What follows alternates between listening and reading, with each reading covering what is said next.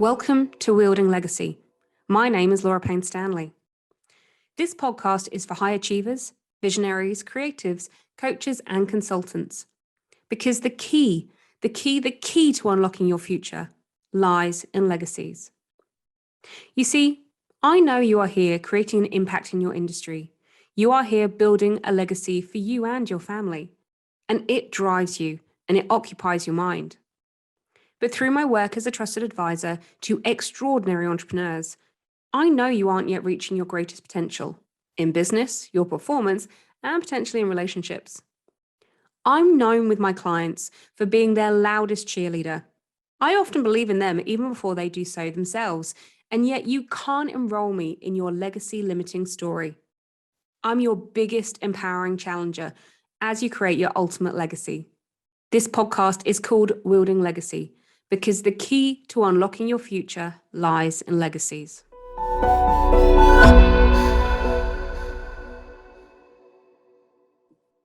Hey friends, and today on Wielding Legacy, we have lessons in creating a legacy that might be away from the common experience of your family and friends.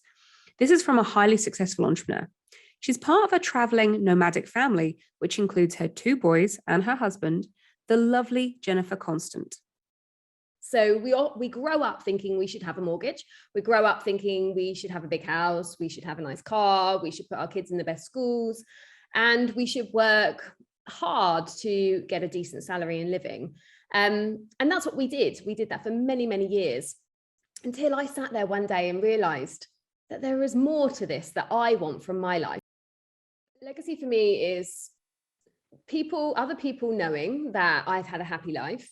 And also being able to give other people inspiration to live a nonconformist life, which I live. So many people are afraid of living that the kind of lifestyle that I'm sure we'll go into that I live. I've known Jennifer for many, many years, and indeed our very first conversation was filled with an experience of her nonconformist life. Maybe I might invite her back to talk about that at some point. But what is so interesting about Jennifer is that, like many, she had the outwardly successful life.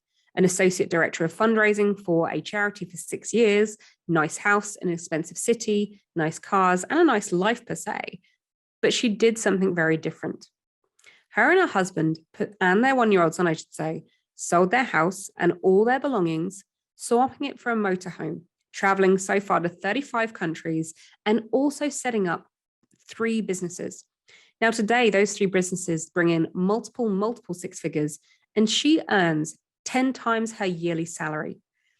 But what's more inspiring to me, and will be you, is that she's living a freedom life on her own terms.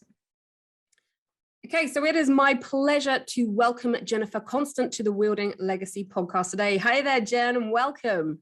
Hi, and thank you for having me. I can't wait for this conversation today. And I'm going to dive straight in with a question that we're asking every season 2 guest. What does legacy mean to you? Okay, so I had a really good think about this question because legacy is often for a lot of people what they're going to leave behind for their children, or what they're going to leave behind for their family. And legacy for me is not about that. And legacy for me is other people knowing that I've had a happy life. And also being able to give other people inspiration to live a nonconformist life, which I live. So many people are afraid of living that the kind of lifestyle that I'm sure we'll go into that I live. But the legacy that I want to lead is inspiration to think outside the box and do what they want to do. And that's what I want for my children. I want my children to grow up knowing, and for me not to be here knowing that, hey, you can have a happy life. You don't have to work in an office all the time. You can do whatever it is that you want to do. So it's not financials for me. It's more perception. It's more thinking. So you mentioned about being an unconformist, but what does conforming mean to you? So how do you unconform as such? Yeah, so I've been thinking long and hard about this one too, because nonconformity for me is thinking outside of the box in your living and not being pressured by what we grow up to think we should be. So we grow up thinking we should have a mortgage. We grow up thinking we should have a big house. We should have a nice car. We should put our kids in the best schools, and we should work hard to get a decent salary and living. And that's what we did. We did that for many, many years, until I sat there one day and realized that there is more to this that I want from my life. I'm very happy for all of my family to live in a way that I see as more conformity. But for me, it wasn't hitting the mark. For me, I wanted more and I wanted to see the world. So we completely went outside of the box. We completely changed our lifestyle. We sold up everything that we saw as more conformity and lived a completely different lifestyle.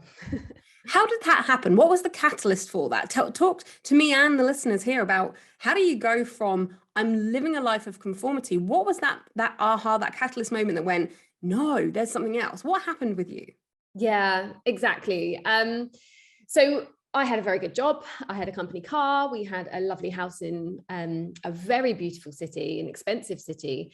And I had a 1-year-old at the time. A 1-year-old was costing us £1,000 in mortgage payments. We obviously had our mortgage. We had other bills going out. We were just working to pay all of those bills rather than really thriving in life and enjoying life. And one day I just sat there and I was sat in my office and my husband came home from work and I said to him, what are we doing? Like living in these 4 walls this whole time, it was raining outside.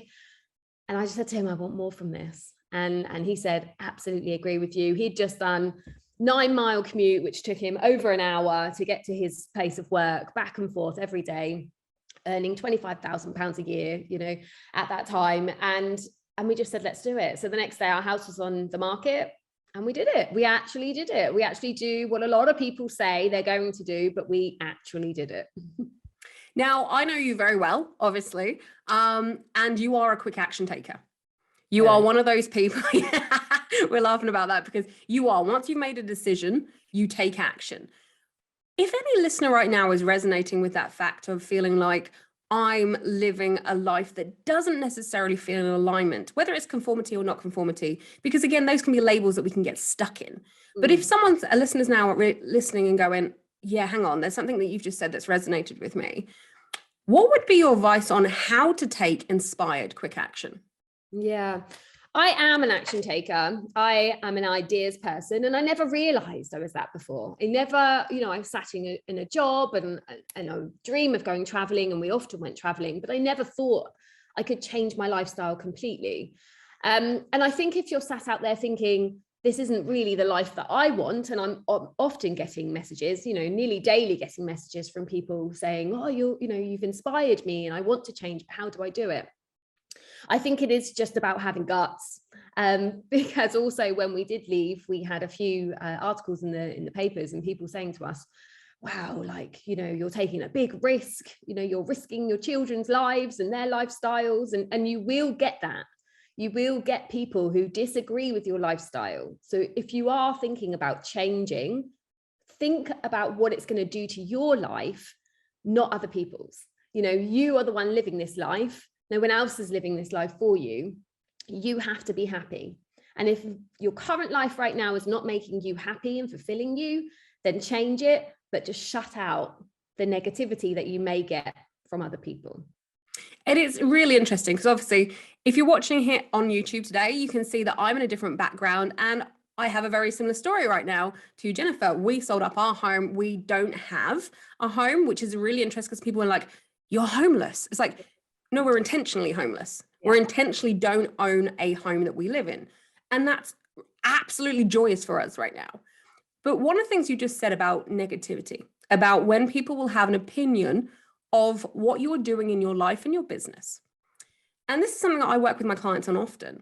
How to, especially when it's not even requested opinions, because we've all had those, I'm sure our listeners have had too, when people will say, they will say an opinion you have never asked. You've never said to someone, what do you think of what we're doing? What do you think of selling our house? What do you think of our move? And someone's given their opinion, okay? And again, I'm a permission-based coach, which means that we ask when we want someone's opinion.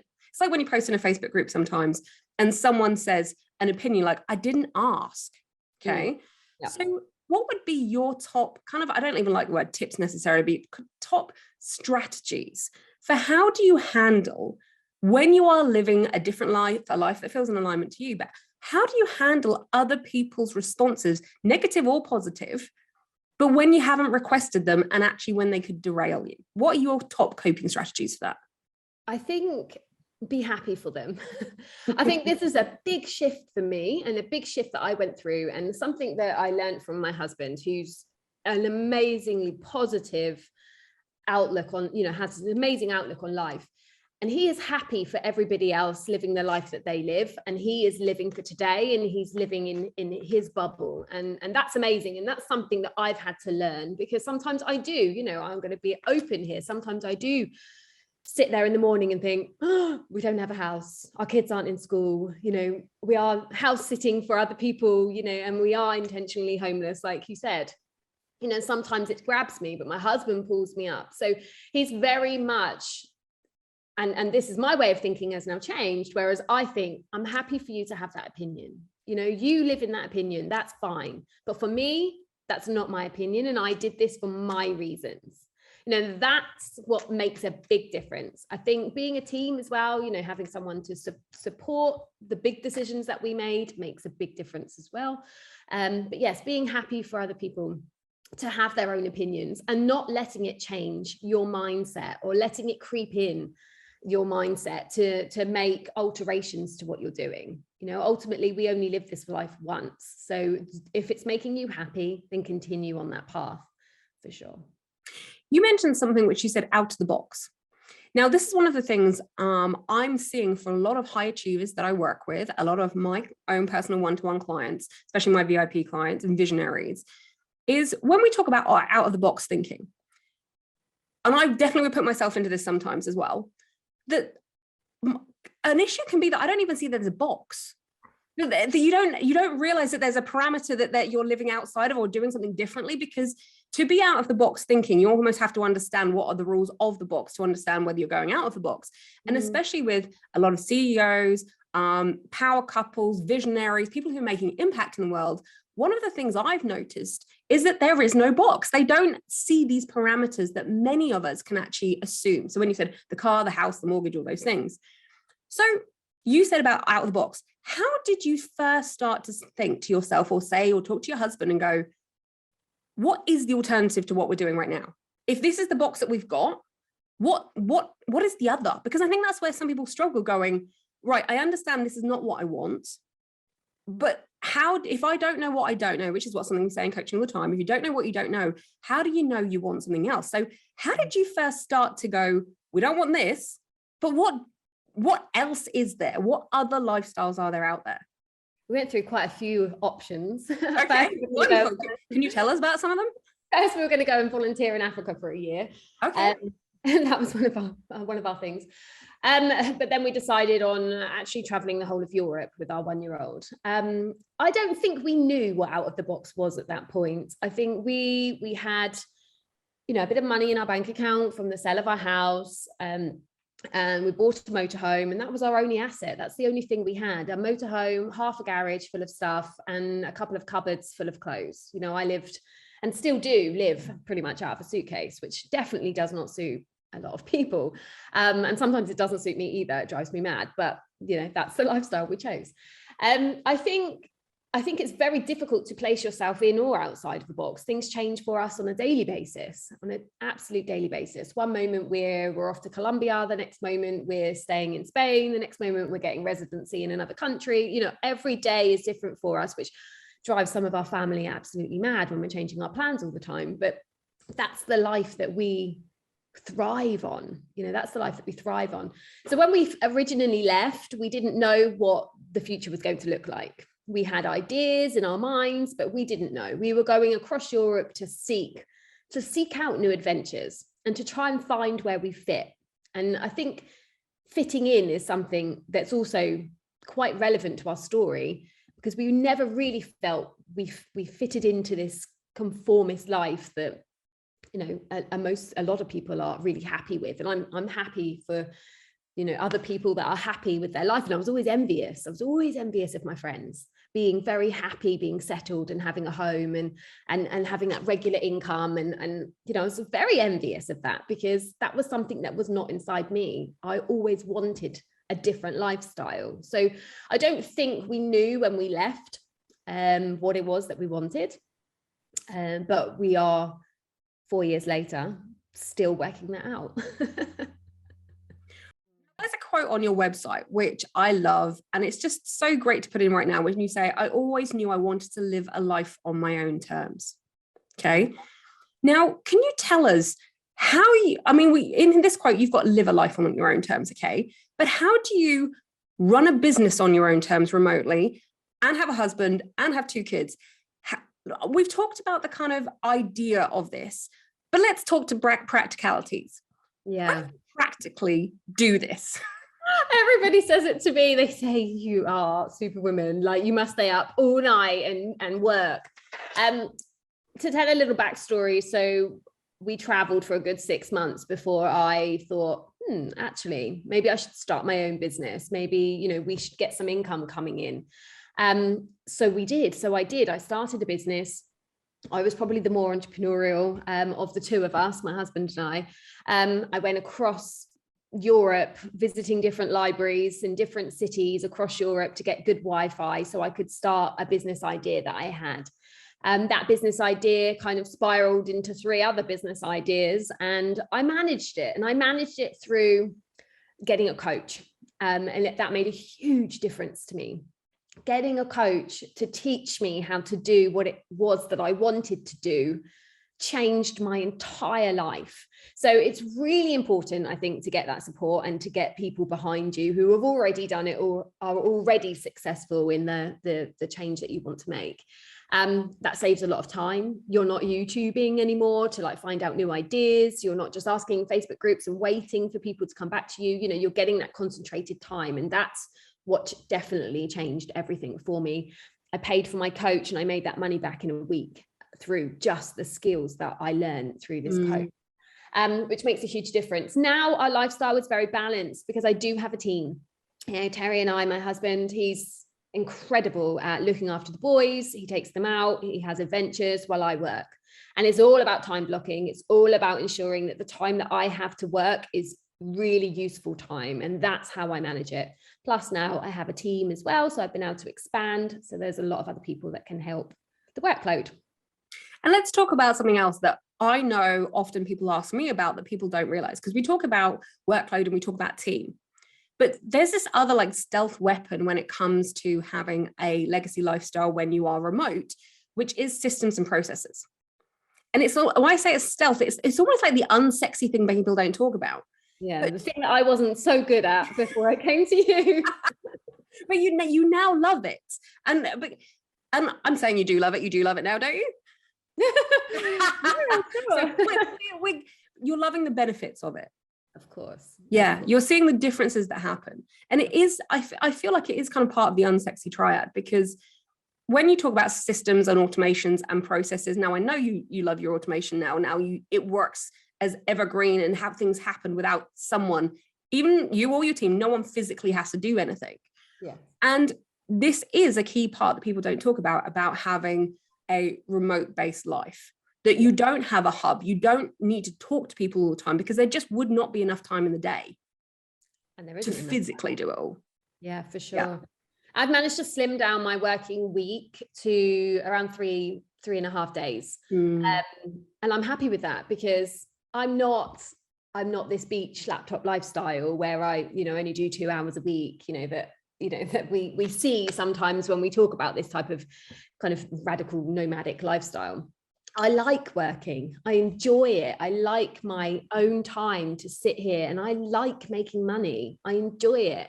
But yes, at first I wasn't a very process driven person. I was very much an ideas, as you've already called me a visionary. I thrive off having new ideas, but honing it in and actually taking a look at the finances and sorting out, my bills, my expenses, having a look at staff members that I need, taking my business from just a business owner to the CEO level has just changed my trajectory completely, because it's made me so much more stable and secure in the businesses that I am running, rather than kind of insecure about it or unsure what the future is going to look like. So absolutely changing it from being just a business owner to a CEO is going to up level you completely.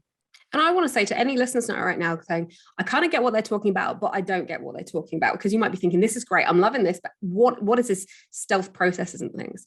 What we're in a kind of grassroots talking about is how you have automation processes and systems, project management systems, all these different parts of technology that happen behind the scenes. I'm known with my clients for, I'm your biggest cheerleader, but I am your biggest challenger as well. And I say to people all the time, if you want to make £1 million, you're not going to make £1 million from being in your inbox. If you are doing all of your emails and you're sat there for 5 hours a day emailing, we have issues. Yes, and I was. I wasn't going to say you, but that you were stuck in the inbox, weren't you? You were stuck doing a lot of these tasks. So what we're talking about, if right now that's you, first thing I'm going to say to you is you need to look at your email management. For a simple grassroots thing such as that, look at your email management. You need to be looking at how you communicate with your team. So Jen, you've already said about hiring a team, but actually, if you need to physically talk to your team every time you're doing something, it's a very slow process. So you need to look at a project management, how you brief your team, how they feed back to you. Again, that fits in with your time. So your team aren't sat there waiting for you because you might be on calls or you're on a day off and they're just sat there with nothing to do, or they don't know what to do because they can't get hold of you. You've got to have these processes, and that's what we're talking about, aren't we? Okay. So anybody who's thinking about, I'm not sure, look at those. I always say email, project management, how you talk to your team. They're the simplest ways to start. Yeah. And becoming a boss, and that was something that you taught me, and something that I've learned through my journey is actually taking being a boss seriously, and I celebrate being a boss. I think that's incredible to get to a stage where I built businesses from the back of a motorhome, running challenges and masterclasses in campsites across Europe, through to now having staff members. Now I'm celebrating that, but now it's about learning and figuring out, how do I do that well? So you mentioned the Gecko, and the Gecko is a name that we give to almost the entrepreneur, the single business owner who has a lot of fear that it's all going to go away at some point. Yeah. Okay. And you've transitioned to being the CEO of multiple successful, very successful businesses. Okay.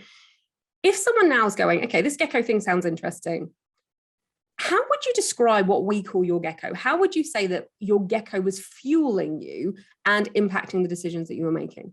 Yeah, it's the fear, because there's still a fear.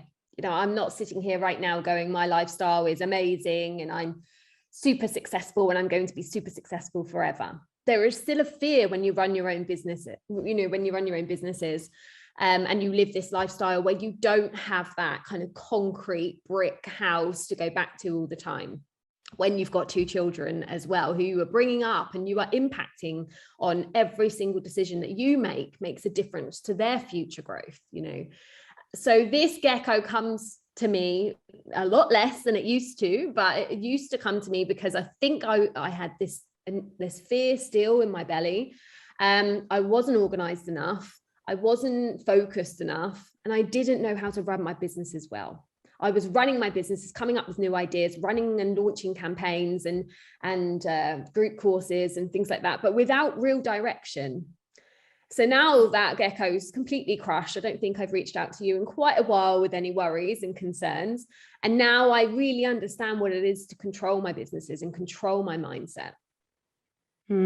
So listeners, if you're thinking right now and you're running your own business, and it doesn't matter, by the way, where you are in your business journey. I think people also have this preconception that when we talk about this, that it's a certain level of income, suddenly these things change. It doesn't have to be. I mean, I work with 6 and 7-figure business owners, and this work can be done in anywhere on the journey. It does help if you do it earlier, I will say, rather than later on as you grow businesses, but it doesn't matter when it comes into the journey.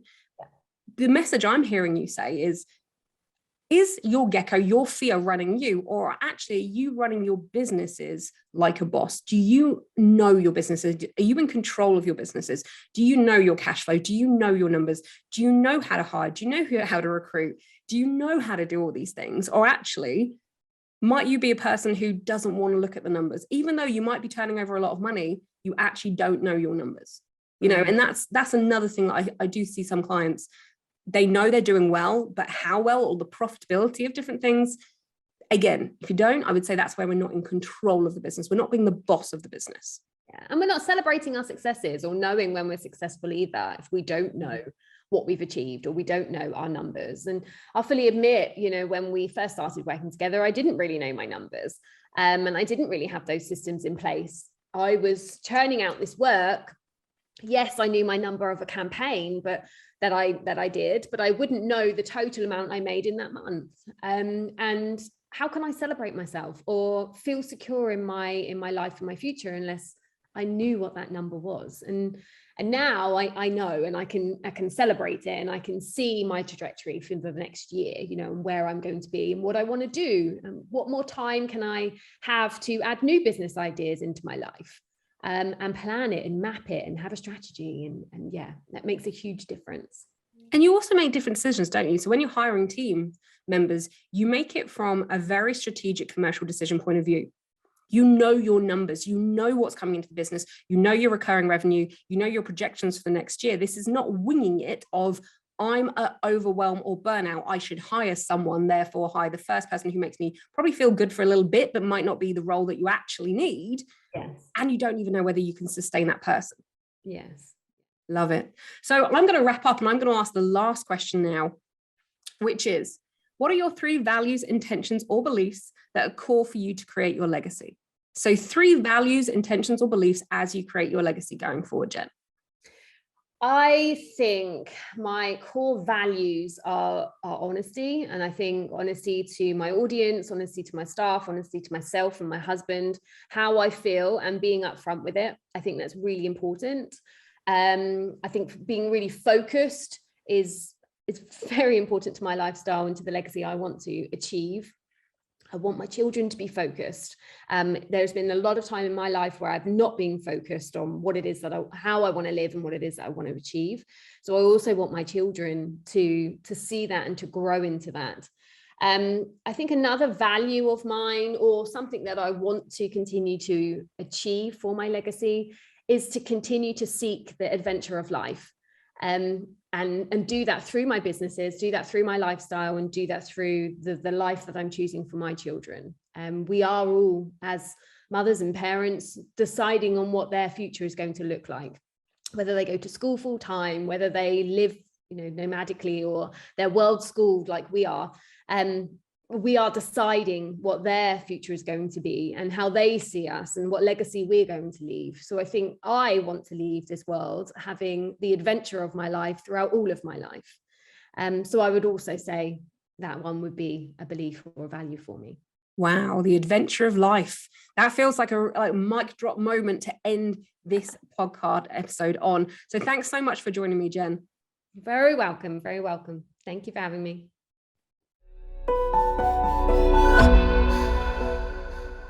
It has been said that with a big enough lever, you can move the world. I've spent my life figuring out how to use that lever to move my own world. And in doing so, I help extraordinary entrepreneurs do exactly the same for themselves. So I want to offer you a perspective on what gives you the greatest leverage in your life to create wealth, health, and happiness. It's called legacy. And the lever to your legacy is within your reach. If you'd love to know more about this, go to laurapaynestanley.com/legacy.